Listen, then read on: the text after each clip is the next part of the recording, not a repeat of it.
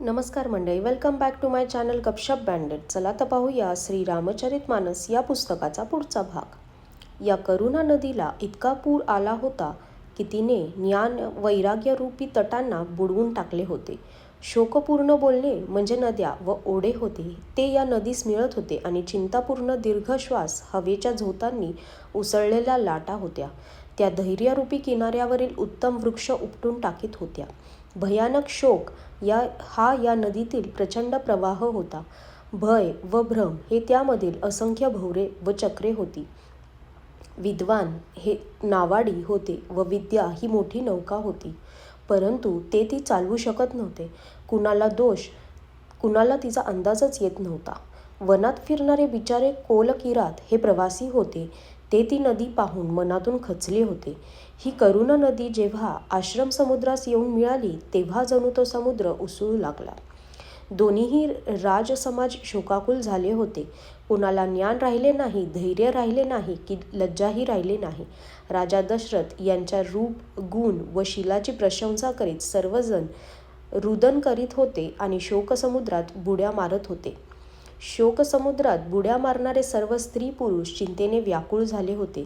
ते सर्वजण विधात्याला दोष देत क्रोधाने म्हणत होते की प्रतिकूल दैवाने हे काय केले. तुलसीदास म्हणतात की देव, सिद्ध, तपस्वी, योगी व मुनिगण यामध्ये कोणीही असा सामर्थ्यशाली नाही आहे की जो या प्रसंगी राजाच्या विदेहाची दशा पाहून प्रेमाची नदी पार करू शकेल. जेथे तेथे श्रेष्ठ मुनींनी लोकांना असंख्य उपदेश दिले आणि वसिष्ठांनी विदेह जनकांना म्हटले की तुम्ही धीर धरा. ज्या राजा जनकांचा ज्ञानरूपी सूर्य जन्म मरणरूपी रात्रीचा नाश करतो आणि ज्यांची वचनरूपी किरणे ही मुनिरूपी कमलांना प्रफुल्लित करतात, त्यांच्याजवळ मोह व ममता फिरकू शकतील काय? परंतु हा सीतारामांच्या प्रेमाचा महिमा होता. जगामध्ये विषयी, साधक व सिद्ध असे 3 प्रकारचे जीव आहेत असे वेदांमध्ये सांगितले आहे. या तिघांमध्ये ज्याचे चित्त श्रीरामांच्या स्नेहामध्ये बुडालेले असते त्याचाच साधूंच्या सभेत मोठा आदर होतो. ज्याप्रमाणे नावाड्याविना जहाज चालत नाही त्याप्रमाणे श्रीरामांच्या प्रेमाविना ज्ञानाला शोभा नाही. वसिष्ठांनी विदेहराज जनकांना पुष्कळ प्रकारे समजावले. नंतर सर्व लोकांनी रामघाटावर स्नान केले. स्त्री पुरुष सर्वजण शोकाकुल होते. त्या दिवशी भोजन ते काय, कुणी पाणीही घेतले नाही. पशु पक्षी व हरिणांनी सुद्धा आहार घेतला नाही. मग प्रियजन व कुटुंबियांच्या विषयी काय सांगावे.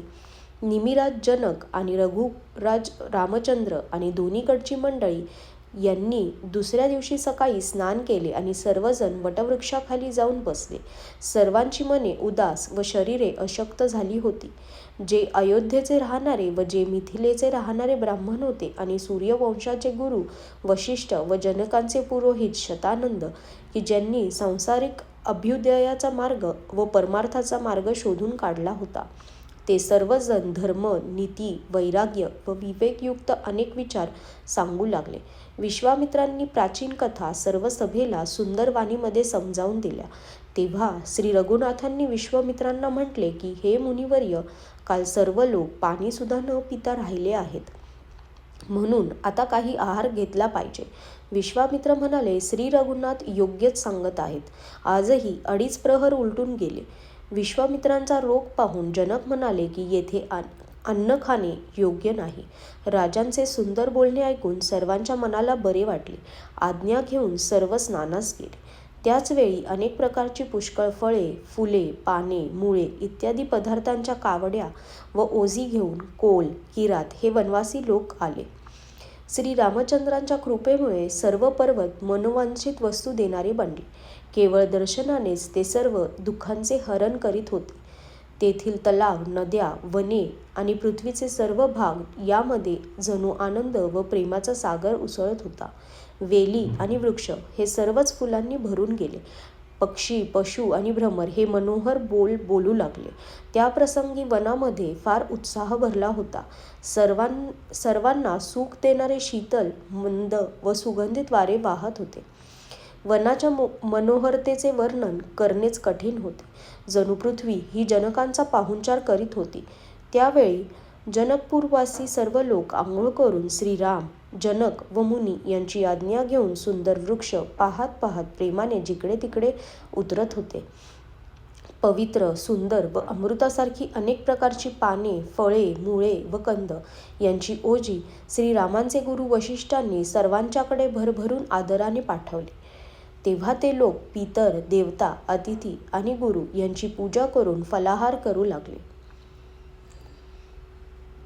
अशा प्रकारे काही दिवस निघून गेले. श्री रामचंद्रांच्या दर्शनामुळे सर्व स्त्री पुरुष सुखी होते. श्री सीतारामांना घेतल्याविना परत जाणे चांगले नाही अशी दोन्ही समाजांच्या मनात इच्छा होती. श्री सीतारामांच्या सोबत वनात राहणे म्हणजे कोट्यवधी देवलोकांमध्ये निवास करण्याजोगे सुखदायक होते. लक्ष्मण, श्रीराम व जानकी यांना सोडून ज्यांना आपले घर बरे वाटते, दैव त्यांच्या विरुद्ध आहे असे समजावे. जेव्हा दैव हे सर्वांना अनुकूल असेल तेव्हाच श्रीरामांच्या जवळ वनात निवास घडू शकतो. मंदाकिनीचे त्रिकाळ स्नान, आनंद व मांगल्याची रास असलेले श्रीरामांचे दर्शन, श्रीरामांचा कामदनाथ पर्वत, वने व तपस्व्यांचे स्थानातून फिरणे आणि अमृतासमान मधुर कंद, मुळे व फळांचे भोजन अशा सुख सोहळ्यात 14 वर्ष पळासारखी निघून जातील केव्हा कळणारही नाही. सर्व लोक म्हणत होते की आम्ही या सुखाच्या योग्यतेचे नाही, आमचे एवढे भाग्य कुठचे. दोन्ही समाजांना श्रीरामांविषयी मनापासून प्रेम होते. आजच्यासाठी